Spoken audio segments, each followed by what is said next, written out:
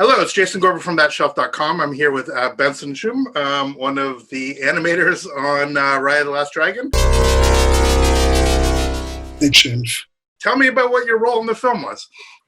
Oh, hi, Jason. Well, thank you so much for having me. So I was an animator on Raya the Last Dragon. Yeah, but specifically. Oh, specifically. What the hell does that mean? Oh, okay. Yeah, so animation is so bringing the characters to life through the computer. So characters that are moving and acting and emoting in the film is what I do specifically. Right. Do you work on specific characters? Do you work on environments? Do you work on bringing the objects to life? How does it work on a giant film like this for you to play a small role in a much larger project? Yeah, so I animate characters specifically. So I animated a lot of Raya and Sisu Human in the film. And so just a lot of the gestures and their interaction and stuff like that's what I did.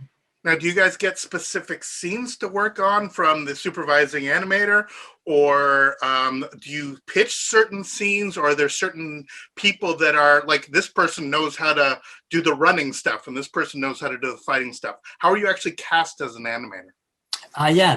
So that's a good question. So what happens is that when a sequence comes available to start to animate in our department, the supervisors, like you said, would assign us shots specifically to animate. And if they see that we kind of do well on a certain character, like we animate this character well, then they'll kind of assign us more shots with that character specifically. So that's usually how it is. Sometimes we can request to say, oh, I'd love to do more physical actions or more subtle acting stuff. And then we can request that as well. How has it changed? How has the tool set changed since you started doing this? I assume when you're at school, you were learning something like Maya, but when you're getting in the Disney environment and some of the proprietary tools, how's that adjusted the way that you tell stories as an animator? Yeah, so you're right. Actually, I use Maya in school. We still do use Maya at the studio, but there is, like you said, there is more specific software that we do have to learn. And so what was your other part again? Well, just how it's shifted, how the stuff that you sort of did using off-the-shelf animation software versus the stuff that you're doing now with Disney. Obviously, they have very specific tool sets to actually incorporate some of, for lack of a better word, a more hand-drawn look to some of these elements, whether that shaped the way that you tell stories as an animator. Oh, yeah, it has, because I think from school, I'm constantly learning, and I am still learning at the studio, but I think what Disney does well is to how to make the characters look more two-dimensional, how they used to draw them. So it's not necessarily the software that is different. It is, but I think for me, the most stuff that I learned is the art side of things, the artistic side of how to bring that Disney style into our films, or at least to learn.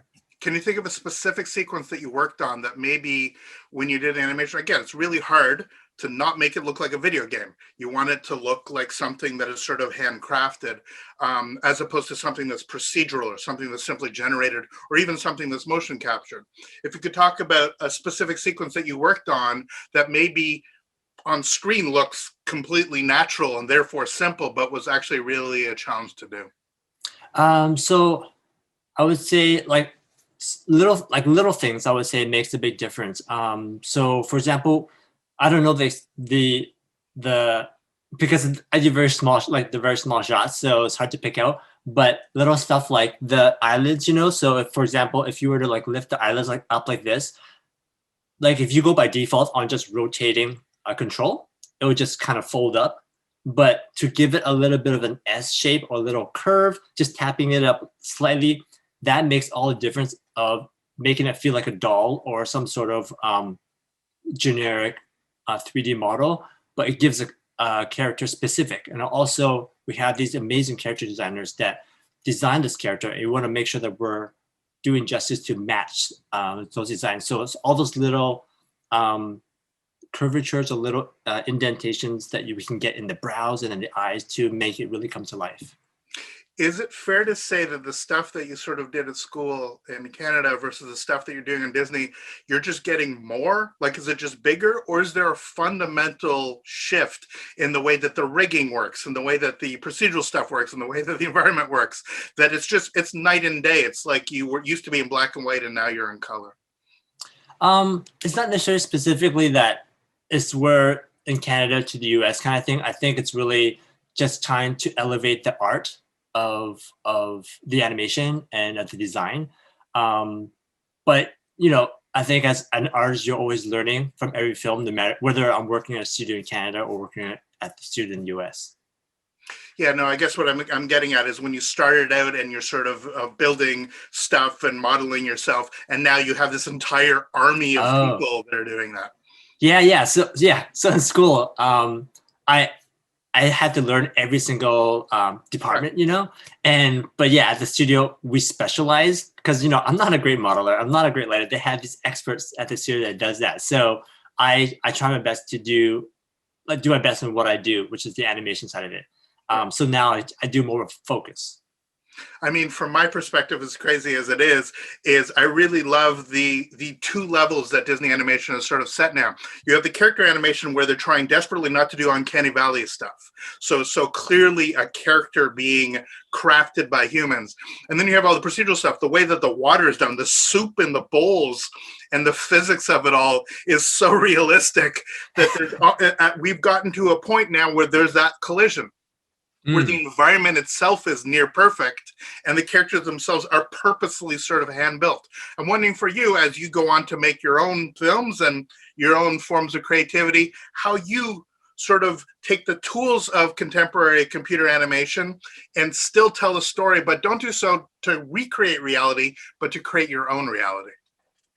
Yeah, so like you said, the environments and stuff like that, because I don't do that specifically, but what I do see is that the studio, and I think a lot of studios are trying to do where it's really realistic, like the way the water splashes and such, and the soup and everything, but also a lot of it is also art directed as well. So an example would be in like in Moana, you have the water, and the water becomes a character, or for example, the hair. If we just do procedural and let the hair do whatever I'm doing with my head, it might look a little messy. So they would actually art direct it, and also because back in the day when you draw it, the hair is actually drawn so that there's a specific choice on how that hair flows, for example. And they did that on Raya as well. Like if she's moving really quickly, which she is in a lot of the fighting sequences, the hair could drastically be everywhere. So the animators that did the hair, or the simulation department, I mean, they would art direct it and make sure that it doesn't seem out of place. It seems like it's very art directed. If that makes Last any sense. last question. You guys did this during COVID. There's that credit where it talks about 400 artists working from home. If you could talk about the specific challenges of working on this film and also what it feels like to be part of this massive legacy. Certain Disney films, if you want to talk about that, maybe influence you to become an animator in the first place. Yeah. So the challenges from working from home what's really at the beginning was really kind of getting us all set up and everything.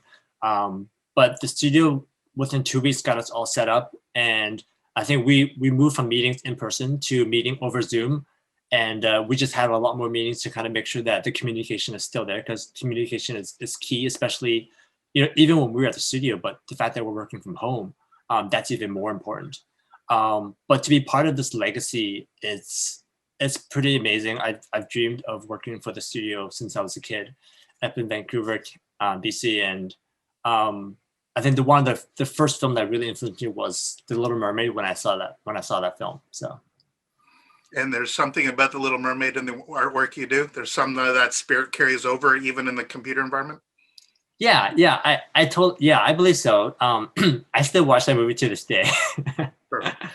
And you get to work with some of the artists that actually worked on it. Well, thank you so much. Congratulations on the film. It's really quite lovely. And thanks so much for your contribution. I know, as you keep saying, it's a small part in a bigger whole, but every little piece obviously has to count. So thanks so much Right. for taking the time. And we'll talk to you when you're in charge of your own production, my friend. Thank you so much, Jason. All the best. Take care.